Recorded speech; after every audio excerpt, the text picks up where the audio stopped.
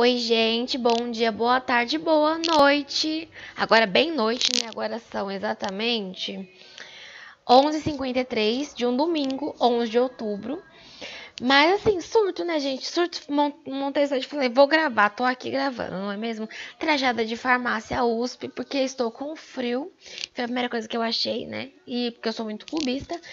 Mas hoje a gente vai começar o nosso último tópico. Assim, dói meu coração falar isso, mas a gente tá ali caminhando para o fim da nossa matéria. Angiospermas é o nosso último tópico, então a gente vai dividir esse tópico em algumas aulas. A princípio 3, mas talvez dê para dar em 2.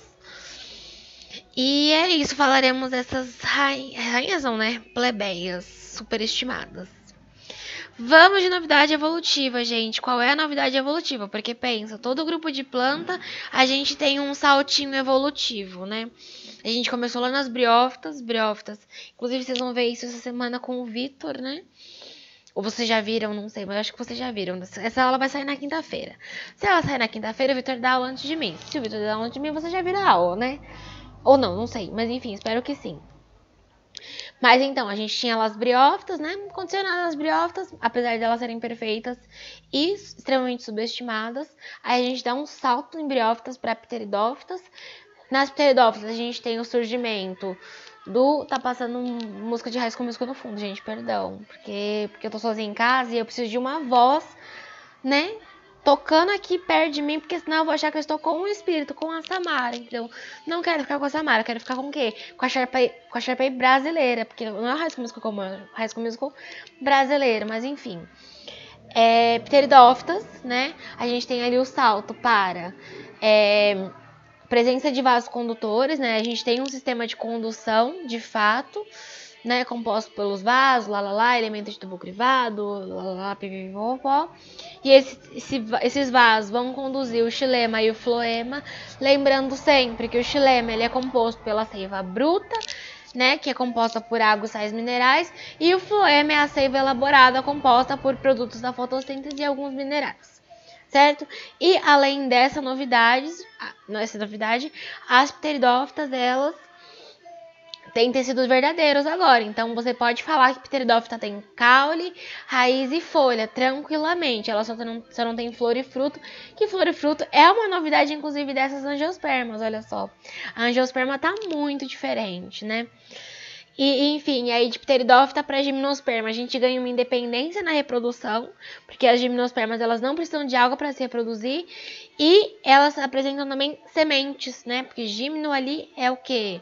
É nu e esperma semente nua. Então, e aí a gente salta de novo de gimnosperma para angiosperma, que a gente tem então a presença de flores e frutos, além de um revestimento na semente, tudo bem? Mas afinal, quem são essas angiospermas ridículas, canceladíssimas no meu universo encantado da biologia, da botânica, né? As angiospermas, além de plebeias superestimadas, elas são o grupo de plantas mais abundante que a gente tem na Terra. Felizmente, né? Porque as angiospermas, apesar de eu não gostar muito delas, não simpatizo tanto com elas, né? Elas têm um valor econômico muito forte, um valor tanto econômico quanto ecológico muito forte, porque a base da nossa alimentação é angiosperma. O arroz que a gente come, o feijão, o milho, enfim, angiosperma, né? Fazer o quê, né, gente? O anjo, né, de angiosperma vem do quê? Vem de alguma língua que eu não sei qual é, como sempre. Né? Faço farmácia, não faço letras, aquelas. Mas enfim, gente, eu não sei, quem souber pode procurar, né? Procurar e descobrir. Olha só, um exercício para a mente de vocês. Mas o anjo, né? A parte de anjo significa bolsa e esperma semente. É tipo uma semente que fica confinada numa bolsa, né? Porque a gimnosperma era uma semente nua, a angiosperma é a semente que fica na bolsa, né? Uma semente protegida. Aí, nas angiospermas, a gente pode falar que é o grupo mais completo, digamos assim, em termos de estrutura. Então, elas têm raiz, caule, folha, flor, fruto e semente. Elas têm tudo, gente, tudo. E, né, como eu já falei, elas são dotadas de flor e fruto. Eu coloquei repetido, não sei porque eu coloquei repetido, mas, né, a gente coloca e é isso, vida que segue. O que acontece? Lembram lá das aulas do semestre passado, eu sempre falava, ai, que a monocote é isso, que a dicote é isso, não sei o quê. Mas afinal, né? Afinal, Carol, o que é monocote? O que é dicote? Monocote e dicote, né? Monocotiledônia e dicotiledônia são são duas classes de angiosperma. Classificação problemática, como sempre, né? Não dá pra falar que uma coisa certa, você debater o martelo e falar não é isso. Aos olhos da biologia, a biologia sempre depende, é sempre não sei, é sempre acho que não, né? Então, as monocotiledôneas e as dicotiledôneas, elas são classes de angiosperma, certo? Quando eu falo de monocote e dicote, eu tô falando, esse nome ele vem pela quantidade de cotilédones, né? Então vamos aqui por partes. Monocotiledônia, nossa querida monocote.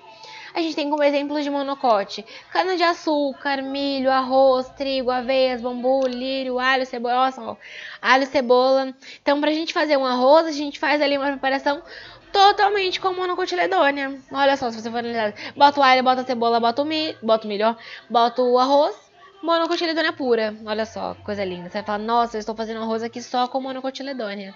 Pense nisso na próxima vez que eu fazer um arroz. Elas possuem raízes fasciculadas. O que significa possuir uma raiz fasciculada? É uma raiz que ela não tem um eixo principal. Lembram lá da aula de estudo da planta? Se não lembra? Tudo bem, não tem problema. Vocês lembram aqui agora.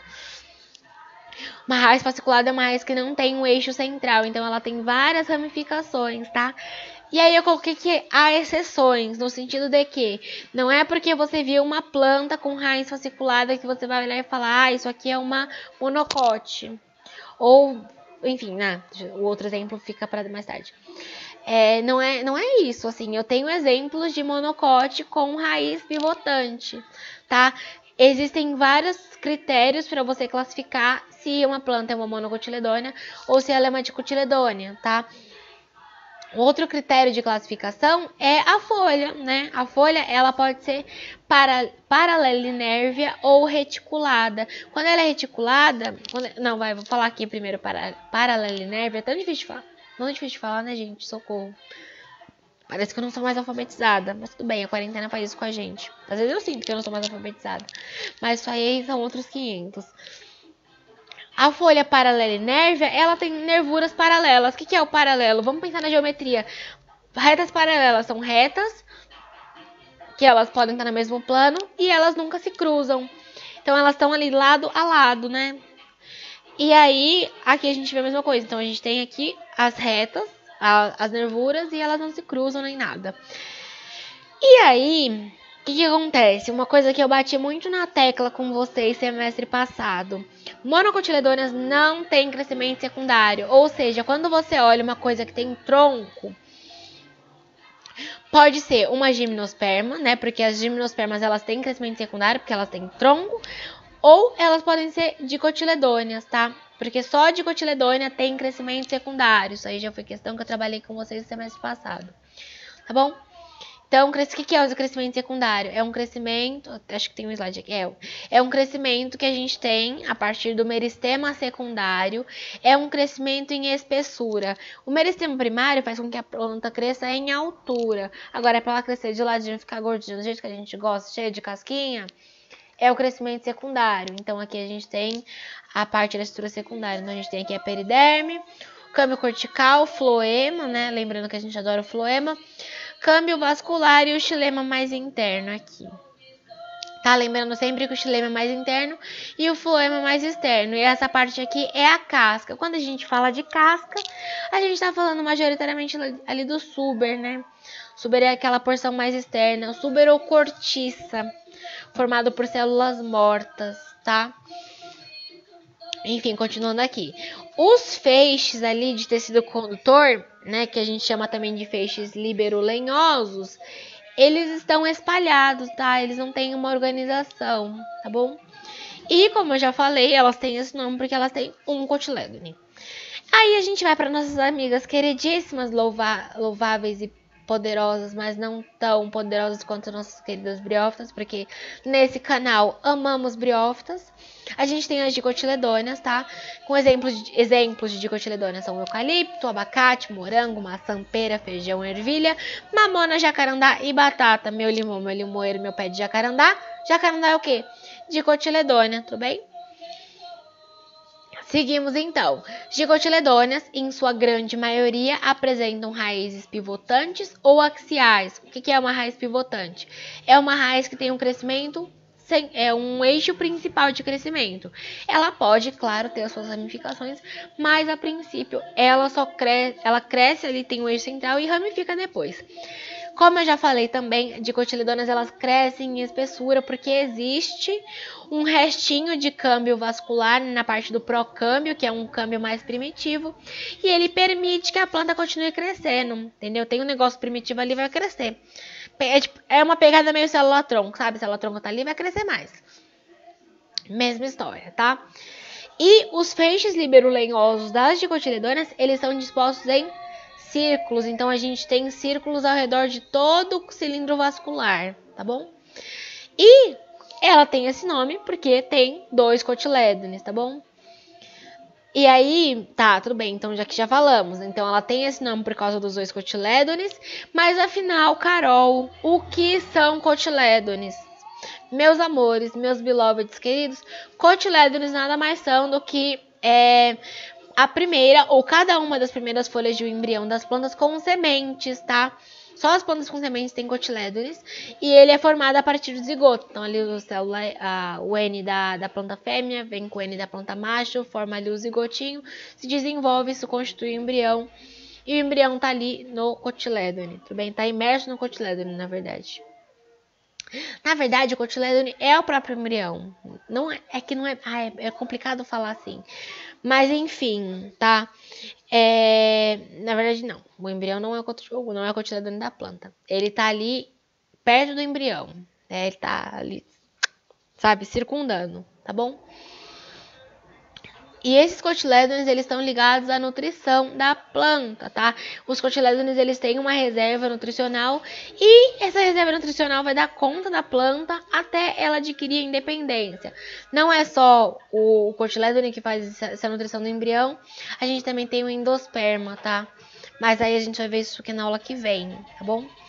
Que já fiz, inclusive, uma questão em vestibular, em 2018, da Unifesp, que perguntava sobre a formação do endosperma, tá? O endosperma triploide, mas aí a gente vai trabalhar isso melhor na aula que vem, tá bom? E aí, gente, aqui, olha, que trote violento, aqui ficou o exemplo em cima, não era pra ter o exemplo, era pra ter o Vitão só. Mas, enfim, gente, uma das coisas mais importantes da angiosperma é o que? A flor, né? É o que caracteriza. Você fala, você olha, nossa, que flor bonita, nossa, que flor formosa. Passa aqui mais tarde, hoje não tá fácil. Só me traga flores, sabe que eu relaxo, entendeu? Mas o que é essa flor que Vitão, queridíssimo, pivô da separação de Whindersson Nunes e Luísa Sonza, fala na música, né? A flor, no caso, é o que? A maconha, né? Eu acho, eu espero, na verdade. Não é assim, que ele fala de ficar de 3, que ela vai relaxar, não sei o que, lá, mas tudo bem. A flor, então, ela é a gema reprodutiva da planta, né? Ou chamada de broto. É uma folha modificada. Então, sim, gente, a flor é uma folha modificada para reprodução. Essa flor, ela pode ser díclina ou pode ser monóclina. Quando ela é díclina, a dicção tá difícil, né, gente? Quando ela é díclina, ela é unissexuada. O que significa ser unissexuada? Tem um sexo só na flor. Tem a flor feminina, tem a flor masculina. Ou ela pode ser monóclina, que é o que? Uma flor hermafrodita. Então, ela tem os 2 sexos na mesma flor, tá? Na mesma planta. Essa querida flor, né? Flor de Vitão, ela é formada por 4 grupos de folhas modificadas, né, que são chamadas de verticilos florais, tá? Então a flor é composta por várias a gente tem folhas diferentes com propriedades diferentes. Essas folhas são as sépalas, pétalas, gineceu e androceu, tá? O androceu, ele é o conjunto de estames, mas, Carol, o que são estames? Estames, eles são elementos florais, tá? Onde são produzidos os grãos de pólen. Lembra lá da aula passada que eu falei da produção de micrósporo, de macrósporo? Os micrósporos são como pode dizer, são tipo os gametas masculinos, tá? Mais ou menos. São os pré-gametas masculinos. E ali se desenvolve ali o grão de pólen e tudo mais, o grão de pólen, do polínico, lá, pipipipopó, tá? Então, quando a gente fala de androceu, a gente tá falando do masculino, tá? De uma maneira geral, é o conjunto de estames que são os elementos florais onde são produzidos os grãos de pólen. E o gineceu, por outro lado, né? Pensa uma coisa que pra mim faz sentido associar. As mulheres vão ao ginecologista. Então, o gineceu só pode se relacionar ao feminino, tá? E o gineceu, então, consiste no conjunto de carpelos, tá? O que são carpelos? São elementos florais onde são produzidos os óvulos, tá? E aí a gente tem a corola, que é o conjunto das pétalas ali, tá? Também, conjunto de várias pétalas de flores, então aqui a corola. Pois bem, então vamos aqui para uma coisa visual, porque nem só de palavras vive o estudante do Botânica Arcadas, né? Não é mesmo? Então aqui a gente tem uma flor monóclina, lembrando que é uma flor monóclina, uma flor hermafrodita. Então ela possui a porção feminina e a porção masculina na mesma flor, tá? E aí, beleza, então vamos começar aqui. A gente tem aqui a parte feminina, né? Que aí aqui tem o estigma na base, um estilete, que é o cabo, digamos assim, e o ovário aqui mais interno. Aqui a gente tem aqui tem outro receptáculo, um pedúnculo onde vai se ancorar a flor, enfim, tá? O ovário, muito importante, que eu vou detalhar só na aula que vem. A gente tem aqui a sépala, né, que tá aqui na base. A gente acha, isso aqui é a flor, isso aqui é a pétala. Não é pétala, é a sépala. A pétala é isso aqui. Cada uma dessas aqui é uma pétala e o conjunto de pétalas é chamado de corola, tá? Chamada de corola, olha só. A gente para às vezes. Gente, me perdoe porque hoje é domingo à noite. Então, domingo à noite já é segunda, na verdade, né? Já é 10 minutos depois da segunda-feira. Ou melhor, durante a segunda-feira, né? Mas enfim, então aqui, conjunto de pétalas, corola, e aí aqui a gente tem a antera com o filete, né? Que é uma porção masculina, e aqui o estigma com estilete, ovário, enfim, a porção feminina, tá? Então aqui a gente tem o gineceu e aqui o androceu, né? Todo esse conjunto, esses quatro aqui formam o androceu, tá bom? Então passando aqui para a flor. Aí a gente tem aqui, no caso, o exemplo, né, da flor feminina e da flor masculina. A flor feminina só com o gineceu e a flor masculina só com o androceu, tá? Isso aqui, gente, faces do meu coração. Isso aqui é um diagrama floral. É como se você estivesse olhando isso aqui de cima e tudo isso estivesse no mesmo plano, tá? Tipo, tá tudo no mesmo saco ali, mesmo negócio. Então, a gente tem aqui a sépala, né, mais externa, pétala, estame e o óvulo aqui, tá bom? Enfim, gente, por hoje é só. Venham preparados, tá, para a próxima aula, porque a próxima aula a gente vai falar, então, do fruto, tá? Do fruto ou da reprodução, mas eu acho que é melhor a gente falar de reprodução primeiro e depois a gente fala de fruto, tá bom?